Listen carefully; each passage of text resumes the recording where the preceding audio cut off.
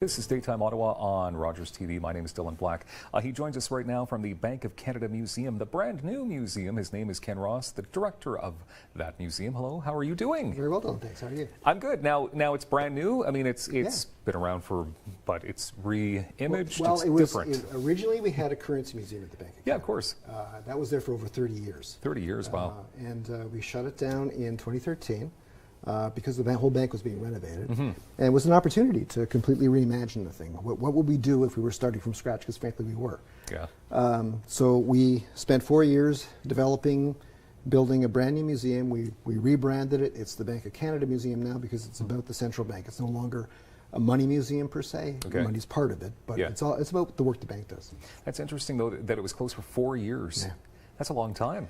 It's a very long time, and it was a long time getting that whole building done, but actually getting the infrastructure in for that building and then designing it and then pulling it together, that took quite a lot of work and quite a long time. Okay, and it opened on a pretty appropriate day as well. Yeah, it was opened on Canada Day 2017 this year, and it was really a lot of fun. It was a great party. Okay, so tell us about the role of the Bank of Canada.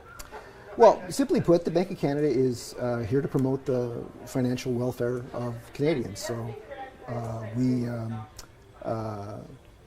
basically are responsible for things like monetary policy, where we make sure that Canada's money keeps its value, that sort of thing. Yeah. Okay. So we're a central bank. We're not a bank. There's no tellers at the Bank of Canada. There's no tellers at the Bank of Canada. I can't go in there and open up a GIC, is what you're saying? No. Probably not a good idea. Okay.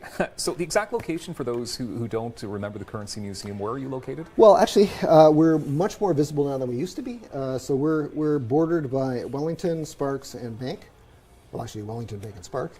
There's a big plaza there, and you'll see this sort of giant pyramid-like structure, and it's really well labeled. It says Bank of Canada Museum in giant letters. Yeah. Did it cost a few bucks to I guess make it look all pretty and open it up?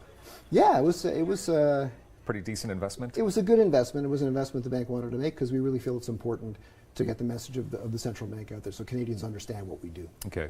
I know you got an event happening right now, actually, and it's running until April 22nd. It's called Decoding Emoney. Yeah. So what does that mean exactly, to decode e-money? Well, it's a fancy name for an exhibition. Hopefully draws people in. Yeah.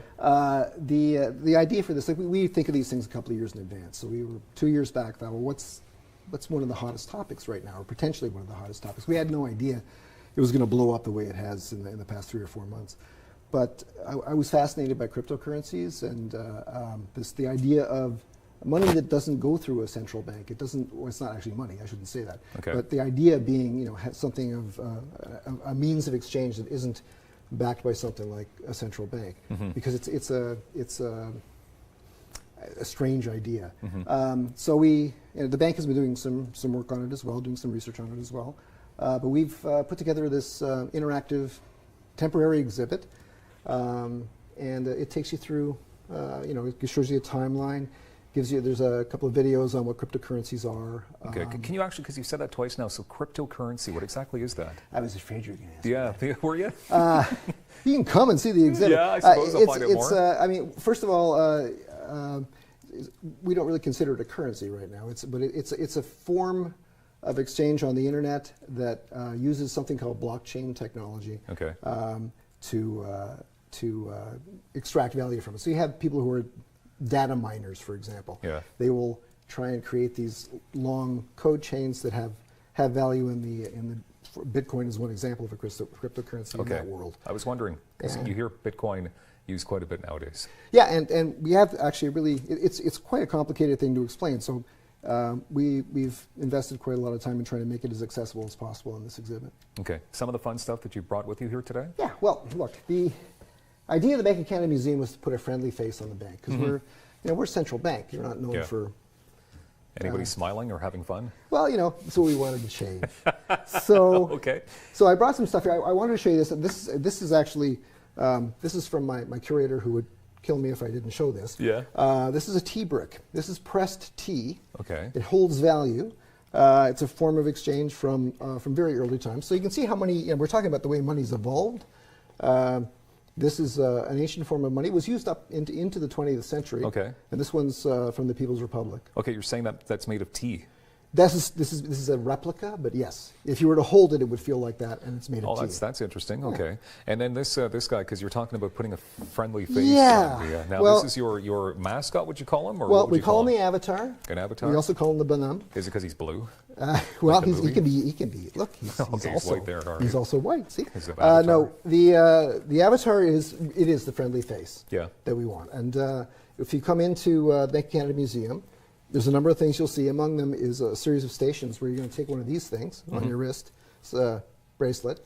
You're going to tap it on a little reader, and this guy will come up, and you get to on screen dress him. So you dress him, you name him, he becomes yours. And when you go into the museum, as you go from interactive to interactive, and tap the RFID bracelet, he will come up with your name or whatever name you gave him, and sort of guide you through the exhibits. It's fun. It sounds like a very big learning experience as well for families to drop by. It's great for families. I mean, we wondered how we were going to target this thing. We want to make it accessible. We want people to come in and have a fun time. So one of our target audiences is families with kids. And we've been getting quite a few. It's one of our major audience blocks, and the kids love it because there's lots of blinky lights and fun stuff to do. I like blinky lights. Adults like blinky lights too. We do. I'm sure you do know that. What are the hours? 10 to 5. Right now, in the wintertime, we're dark on Mondays, but otherwise we're open 7 days a week in the summer. So. Okay. And of course, all the details can be found at bankofcanadamuseum.ca. Indeed. That's awesome. Did you give yourself a name for when you made your own avatar? My name is Ken. What else would I do? Just Ken. Simple as that, right? That's right. Ken Ross, Director of the Bank of Canada Museum, and Decoding Emoney is happening until April 22nd. Thank you very much for being here today on Daytime. Thanks. We appreciate your time. Cheers. And as always, we have more Daytime coming up in moments right here on Rogers TV. Thank